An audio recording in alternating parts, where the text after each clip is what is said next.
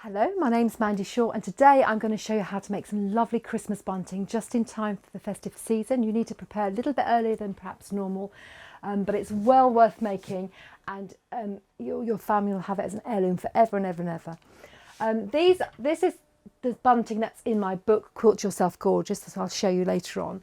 And this one has the words Noel on it. So you could make it for birthdays, celebrations, bar mitzvahs, anything you like. My girls have all got their own birthday bunting, and I've got summer bunting in the garden, and I've got 2 sets of this Christmas bunting. But I've also made a little weenie bunting that goes on the Christmas tree.